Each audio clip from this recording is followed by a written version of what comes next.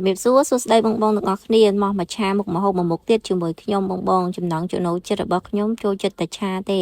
សឡទឹកអីក៏មិនសូវធ្វើទេដោយសារតែខ្ញុំចូលចិត្តតែឆាដោយសារតែខ្ទឹមបំពងវាឈ្ងុយឆ្ងាញ់ពេកចាប់ចិត្តចាប់អារម្មណ៍ជាមួយនឹងខ្ទឹមបំពងនឹងមែនតើឥឡូវនេះបងមកធ្វើឆាមីជាមួយខ្ញុំទាំងអស់គ្នាបងហ្នឹងហើយបងបន្ទាប់ពីយើងបំពងខ្ទឹមមកយើងដាក់ពងទា3គ្រាប់មកដើម្បីកុំឲ្យមីយើងវាខ្លោចកាលណាយើងឆាមីដាក់ពងទាទេភាគច្រើនគឺយើងដឹងតែខ្លោចខ្ទះហើយបើយើងមិនថែមទឹកទាន់ពេលទេដឹងអាមីនឹងរឹងបើមិនចឹងទេគឺដឹងតែខ្លោចឲ្យខ្ទះបន្ទាប់ពីបំពងខ្ទឹមហើយដាក់ពងទា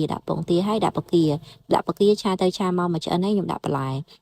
ដាក់សម្បល់ស្ករប៊ីចេងតាមចំណង់ចំណូលចិត្តចឹងណាឆាទៅឆាមកបន្លែឆ្អិនហើយដាក់មីយកតែម្ដងមីនឹងមុននឹងយកមកឆានឹងគឺសោះទឹកហើយសោះលាងទឹកក្តៅមកតង់កុំឲ្យវាធុំក្លិនអីចឹងណាចេះតែការពារទៅអញ្ចឹងដល់ពេលយើងដាក់ចឹងហើយយើងច្បល់ទៅច្បល់មកមើលសាច់មីគឺវាទៅទន់ហ្មងហើយបើរសជាតិមិននិយាយទេគឺថាឆ្ងាញ់តែម្ដងរសជាតិឆាមីនេះគឺឲ្យលេខ1តែម្ដងហើយចូលចិត្តឆាហើយអាសាឆាបំផុតហើយបើនិយាយរសជាតិហើយមើលតែពណ៌ហើយមើលតែផុយផ្សែងក្លិនឈ្ងុយមកបងឲ្យឆ្ងាញ់ណាស់ហ្មងមីនេះឃើញម៉ោងប្រហែលឃ្លានម៉ោងស្មូននឹងតែម្ដងហើយយើងឆាអញ្ចឹងមកឆាប់បានហូបហើយឆ្ងាញ់ហើយអត់បងមើលគឺអត់មានជាប់តែខ្ទះហើយក៏អត់មានខ្លោចដែរបងគឺថាឆាអញ្ចឹងឆាតាមអូនបងធានាបានថាឆ្ងាញ់តែម្ដង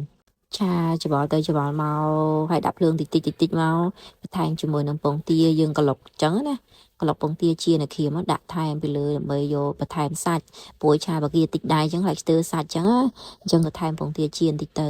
បន្ទាប់ពីឆាហើយឃើញពណ៌ហើយបងស្អាតហើយអត់មានខ្លោចមានអីទេឆ្ងាញ់ណាស់បងអើយអាចសាកបានណាបងណា